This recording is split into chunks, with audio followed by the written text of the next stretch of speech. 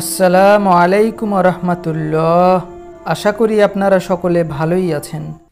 স্বামী বা স্ত্রী ছাড়া অন্য কোনো ব্যক্তির সাথে প্রেম ও যৌন সম্পর্ককেই বলে পরকীয়া।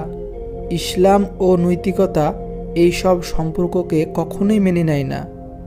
ইসলাম এ জাতীয় অবৈধ সম্পর্কের ভয়াবহ শাস্তির বিধান দিয়েছে। ইসলাম হলো একটি শান্তির ধর্ম।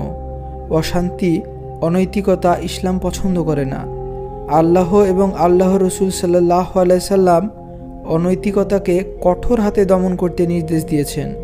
মানুষের জৈবিক চাহিদা পূরণের বৈধ উপায়ও দিয়েছেন আল্লাহ তাআলা। অবৈধ উপায় পরিহার করার নির্দেশও দিয়েছেন। আল্লাহ তাআলা বিয়ের মতো পবিত্র সম্পর্কের বিধান দিয়েছেন। পরকীয়া, ব্যভিচার, অবৈধ সম্পর্কে নারী পুরুষদের মেলামেশাকে কঠোরভাবে নিষেধ করেছেন।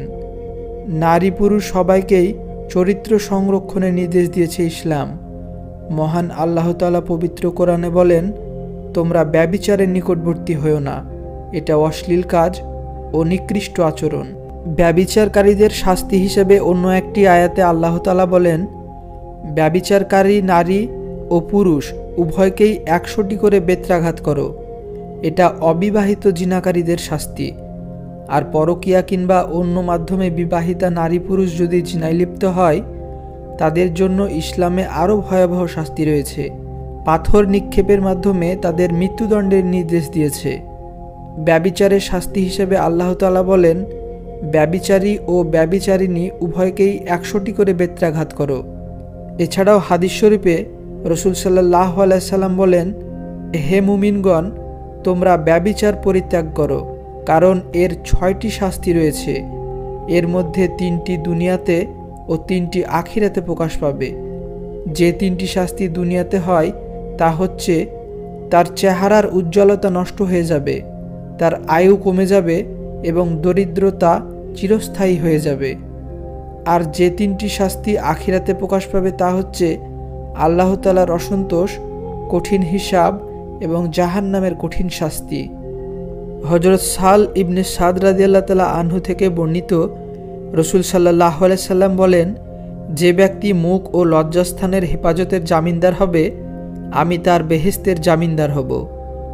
বর্তমান সমাজে সবথেকে বড় সমস্যা হলো এই পরকীয়া সমস্যা। ব্যাপক হারে পরকীয়ার সম্পর্ক গড়ে উঠছে। পরকীয়ায় বলি হচ্ছে স্বামী, স্ত্রী এবং সন্তানেরা। প্রবাসীদের স্ত্রীরা সবথেকে বেশি পরকীয়ায় জড়িত হয়ে পড়ছে। হযরত ওমর ফারুক রাদিয়াল্লাহু তাআলা আনহু তার মেয়ে হযরত হাফসা রাদিয়াল্লাহু তাআলা আনহাকে জিজ্ঞাসা করলেন, হে আমার মেয়ে, নারীরা তাদের স্বামী থেকে কতদিন পর্যন্ত ধৈর্য ধারণ করে থাকতে পারে? তখন হাফসা রাদিয়াল্লাহু তাআলা আনহা বললেন, মেয়েরা তাদের স্বামী থেকে 4 মাস পর্যন্ত ধৈর্য ধারণ করে থাকতে পারে।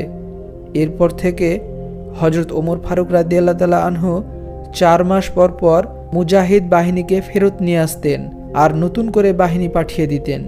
তবে কেউ যদি প্রয়োজনে বেশি সময় দূরে থাকতে চান, তাহলে তাদের স্ত্রীদের কাছ থেকে অনুমতি নিতে হবে।